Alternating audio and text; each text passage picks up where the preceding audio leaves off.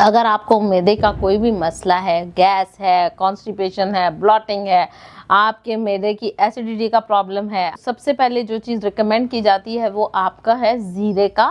पानी। निज़ाम को बेहतर करने के लिए ज़ीरे के अंदर ऐसे फाइटोकेमिकल्स मौजूद हैं जो ना सिर्फ आपकी डाइजेशन को इम्प्रूव करते हैं बल्कि एब्जॉर्प्शन का 20-20 साल पुरानी जिसकी एब्जॉर्प्शन नहीं है और वो अगर ज़ीरे का पानी पीना शुरू करे,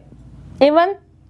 कैंसर के पेशेंट जब कीमो रेडियोथेरेपी हो रही है और उनका निज़ाम बिल्कुल तबाह हो चुका होता है, वो लोग भी अगर ज़ीरे का पानी इस्तेमाल करते हैं तो उनके लिए नहायत ही मुफीद और कारआमद है। शुगर के मरीज़ सारा दिन में भी थोड़ा थोड़ा करके ज़ीरे का पानी इस्तेमाल करते हैं तो वो नहायत फ़ायदेमंद और कारआमद रहेगा।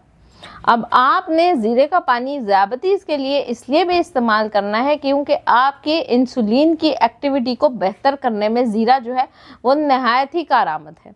जो बच्चियां जिनको खून की कमी है या जो ख़वातीन जिनको खून की कमी हो जाती है, तो मैं जैसे पहले बता चुकी हूँ कि ज़ीरा रिच है आयरन के अंदर, तो खून की कमी या अनीमिया को कम करने के लिए ज़ीरा नहायत ही फ़ायदेमंद साबित होता है। अगर आप ज़ीरे का पानी को इस्तेमाल करते हैं तो बहुत सारी बीमारियों से बच सकते हैं।